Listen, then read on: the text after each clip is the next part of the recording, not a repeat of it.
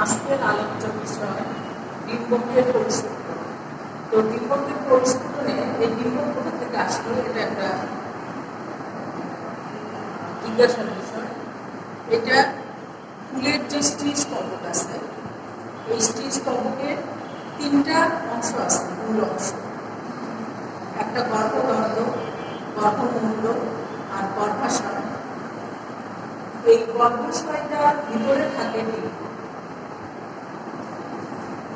গর্ভাশয় যদি প্রস্তুচ্ছেদ করা হয় তাহলে দেখা যায় ডিম্ব তার অমরার সাথে যুক্ত হয়ে আছে। তো এই ডিম্বকে একটা একাধিক হতে পারে, একের উদ্ভিদে একের রকম। তো ডিম্বকের পরিস্ফুটনে এখানে ডিম্বকের এটা গেল, তারপরে আসলে ডিম্বকের পরিস্ফুটন। এই ডিম্বকের পরিস্ফুটনে ডিম্বকের গঠন। তো ডিম্বকের গঠন মূলত এখানে চিত্র দেওয়া আছে। চিত্রে ডিম্বক মূল যদি লম্বচ্ছেদ করা যায় ডিম্বককে, তাহলে দেখা যাবে ডিম্বক মূল, ডিম্বক নাড়ি, ডিম্বক নাভি, ডিম্বক রন্ধ্র, ডিম্বাণু, সহকারী কোষ, প্রতিপাদক কোষ, সেকেন্ডারি নিউক্লিয়াস, ডিম্বক ত্বক, এই সব মিলে একটা ডিম্বকের গঠন। তো ডিম্বকের গঠনে যেটা আমরা সর্বপ্রথম বলব সেটা হলো ডিম্বক নাড়ি। তো ডিম্বক নাড়িটা এটা কিন্তু একটা গোটার মতো অংশ, তোমরা দেখতে পাচ্ছ।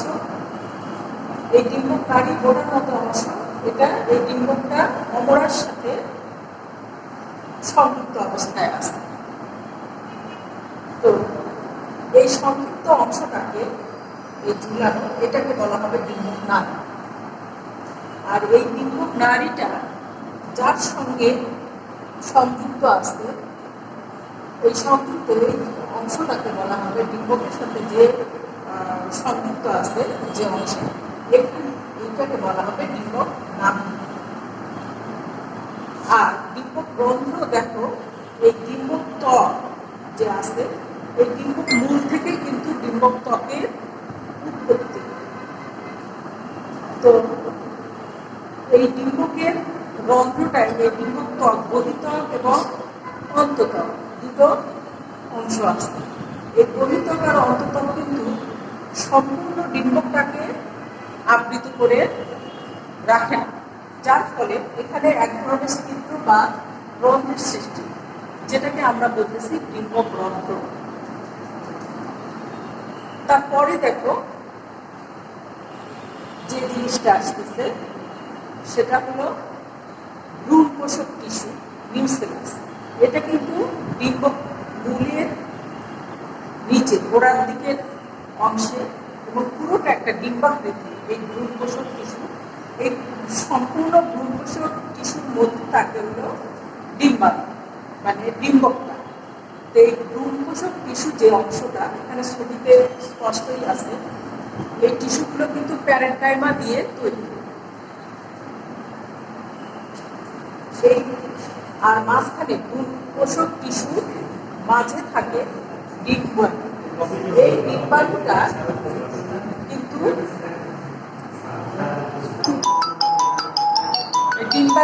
ডিম্বকটা উপরের দিকে, মানে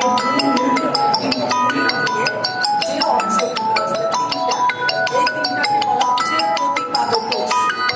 আর মাঝখানে যে আছে আর নিচের দিকে ডিম্বক রন্ধ্রের দিকে যে অংশটা আছে, এটা হচ্ছে এখানে মাঝখানে যে তিনটা কোষ, এই তিনটা কোষের মাঝখানে যে কোষটা, এটা ডিম্বাণু। আর দুই পাশের যে কোষ, এটা হলো সহকারী কোষ বা সাহায্যকারী কোষ বা সহকারী কোষ। তো এই তিনটা কিন্তু এই ভ্রূণপোষক টিস্যুর পরে যে ডিম্বাণুটা, এই ডিম্বকটা কিন্তু মূলত তিনটা অংশ নিয়ে গঠিত। একটা হলো গর্ভযন্ত্র, আর একটা হলো প্রতিপাদক কোষ, আর একটা হলো সেকেন্ডারি নিউক্লিয়াস। তো এই গর্ভযন্ত্র যেটা, সেখানে কিন্তু এই অংশটাকে বলা হবে গর্ভযন্ত্র। এই অংশটাকে, এই দুটা মিলিয়ে হচ্ছে গর্ভযন্ত্র।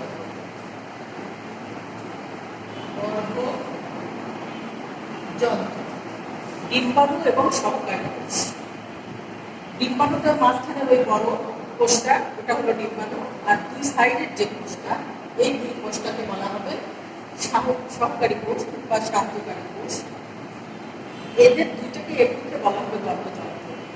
আর এই ডিম্বক মূলের দিকে যে তিনটা কোষ, এখানে এই তিনটা কোষকে বলা হবে প্রতিপাদক কোষ। আর দুই মেরু থেকে আগত এই দুইটা নিউক্লিয়াসকে বলা হবে মেরু নিউক্লিয়াস। এই মেরু নিউক্লিয়াস যখন একসঙ্গে হয় তখন কিন্তু এটাকে বলা হচ্ছে সেকেন্ডারি নিউক্লিয়াস, এবং সেটা হবে দুইটা ডিপ্লয়েড। ডিপ্লয়েড মানে dual cell, diploid secondary nucleus. ডিম্বক নাভি, ডিম্বক নাড়ি। আচ্ছা, ডিম্বক নাড়ির ভিতরে আরেকটা জিনিস আছে, এখানে যে জিনিসটা নাই সেটার নাম হলো র্যাফি। তো এটা কাকে বলে? এটা হলো এই ডিম্বক নাড়ি যখন ডিম্বক ত্বকের সঙ্গে সামান্য, ডিম্বক নাড়ি এবং ডিম্বক ত্বক এটা আংশিকভাবে যুক্ত থাকে তখন, এবং যুক্ত শুধু থাকেই না, এবং অংশটা দেখতে শিরার মতো দেখা যায়, শিরার মতো এই অংশটাকে, তখন তাকে আমরা বলবো র্যাফি। এই হলো ডিম্বকের লম্বচ্ছেদে ডিম্বকের গঠন। এখন আসো ডিম্বকের প্রকারভেদ। ডিম্বকের এই প্রকারভেদ কিন্তু নির্ভর করে ডিম্বক নাড়ি, ডিম্বক রন্ধ্র এবং ডিম্বক মূলের উপর। এদের পারস্পরিক অবস্থানের উপর ভিত্তি করে এই ডিম্বকের প্রকারভেদ হলো 4 ধরনের। একটা ঊর্ধ্বমুখী, আর একটা হলো নিম্নমুখী, আর একটা হচ্ছে পার্শ্বমুখী, আর একটা বক্রমুখী। এখন ডিম্বকের ঊর্ধ্বমুখী যেটাকে বলা হবে প্রকারভেদ 4 ধরনের। 4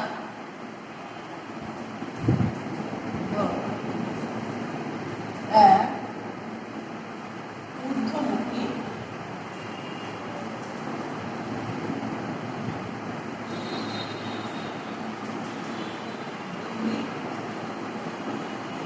অধোমুখী,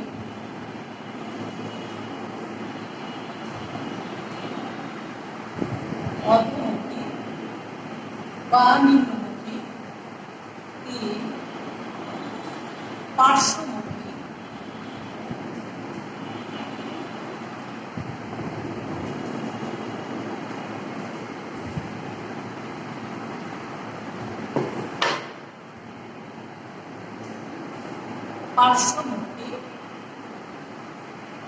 4, বক্রমুখী।